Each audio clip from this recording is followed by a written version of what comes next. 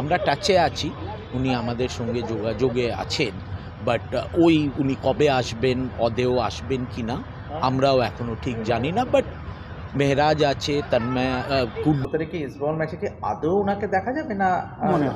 মনে হয় না, কেননা আর টাইম কোথায়? আজকে তো 11 তারিখ হয়ে গেল, কালকে 12, 4 দিন সময় আছে। 4 দিনের মধ্যে যে কোনো কোচ এসে তো কোনো খাইয়ে দিতে পারবে না প্লেয়ারকে।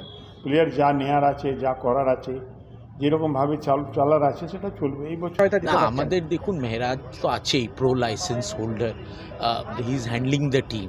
দেখুন, মোহামেডানের তো অনেক সমস্যা ছিল, ফার্স্ট টাইম আইএসএল খেলা, আইএসএলের অভিজ্ঞতা, একটু টাইম লাগলো।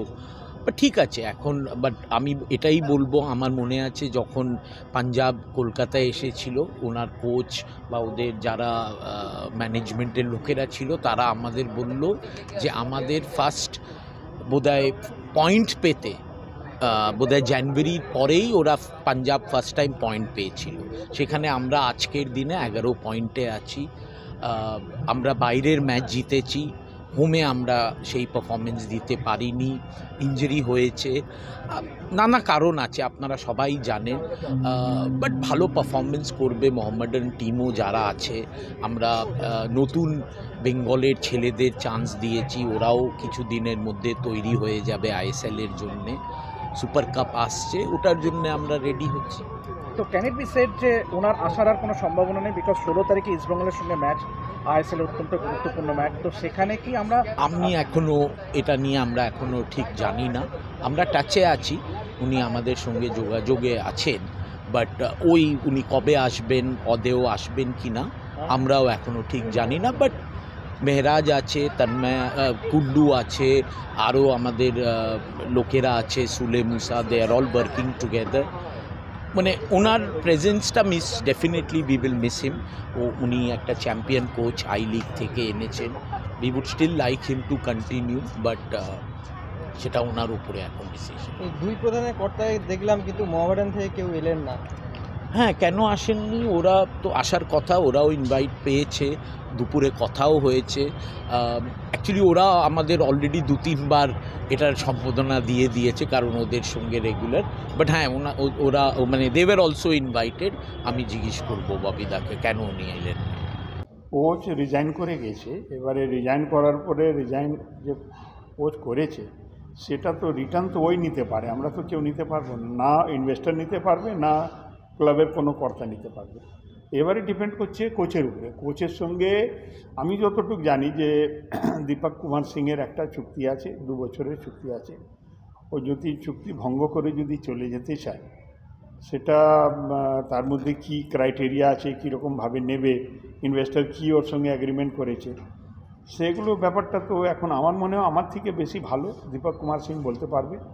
এখানে রাঁচিরও কিছু বলার মতো নেই, কেন ও কোচের ব্যাপারে অতটুকু জানে না। তার জন্যে রাঁচি গ্রুপ কিছু বলতে পারবে কি আমার মনে হয় না। আর আমিও খুব সঠিক জানি না। আমাকে যতটুকু বলা হয়েছিল যে উনি 10 দিনে 8 দিনের বিশ্রামের জন্য গিয়েছেন, উনি চলে আসবেন। তো ইন বিটুইন কী কথা হয়েছে দীপক কুমার সিংয়ের সঙ্গে আমি জানি না। এবারে তোমরা যদি সঠিক জানতে চাও তাহলে দীপক কুমার সিংয়ের সঙ্গে একবার কথা বলে নিতে হবে বাংকারে। কিন্তু এটা তো চূড়ান্ত অপেশাদারিত্ব, কেননা উনি একজন প্রফেশনাল কোচ, মাঝপথে প্রফেশনাল আছে। ও একটা গ্রাউন্ডে দিয়েছে, ফিফা গ্রাউন্ড আছে, যে 2 মাস স্যালারি যদি না পায়, 15 দিনের নোটিশ যদি দেয়, ওই নোটিশের যদি কোনো রকমভাবে ওকে কথা না বলা হয়, সে রিজাইন করতেই পারে। পেশাধারী না পেশাধারী এখানে শুধু কোচকে বললে হবে না। এর মধ্যে যে ও যে একটা নোটিশ দিয়েছিল তার উপরে কোনো সন্ধান নেওয়া হয়নি, ওকে দেখা হয়নি, ওর সঙ্গে কথা বলা হয়নি, কোনো অফিসিয়াল যায়নি, কোনো ইনভেস্টর যায়নি। একটা জায়গায় শুধু একজন কোচকে দোষ দেওয়াটা উচিত হবে না। এখানে কিছুটা কমিউনিকেশন গ্যাপ রয়েছে। তা সেটা দীপক কুমার সিংও বলেছে যে আমাদের একটু ভুলভ্রান্তি হয়ে গেছে, আমি চেষ্টা করছি কথা বলার। কিন্তু আর মাত্র হাতে কয়েকদিন আছে, 16 তারিখে ইস্টবেঙ্গল ম্যাচে কি আদৌ ওনাকে দেখা যাবে না? মনে হয় না, কেননা আর টাইম কোথায়? আজকে তো 11 তারিখ হয়ে গেল, কালকে 12, 4 দিন সময় আছে। 4 দিনের মধ্যে যে কোনো কোচ এসে তো কোনো খাইয়ে দিতে পারবে না প্লেয়ারকে। প্লেয়ার যা নেয়ার আছে, যা করার আছে, যেরকমভাবে চলার আছে সেটা চলবে এই বছর। তো আমাদের আরও মানে খুব ভালো একটা যে কোনো ফলাফল আমরা করতে পারবো, তার জন্যে তো আমরা জানি না কী হবে। এটা তো 100% ডিপেন্ড করছে আমাদের প্লেয়ারের উপরে, যে প্লেয়াররা যদি 100% দেয়, কেন ওদেরও একটা সিজনের এন্ড, ওদের জন্যেও দরকার আছে যে আমরা যদি ভালো না খেলি তাহলে ভালো অন্য ক্লাবের জন্যে বা অন্য জায়গার জন্যে বা সেম ক্লাব ওকে অফার যে করবে বা কীভাবে করবে। Extra time.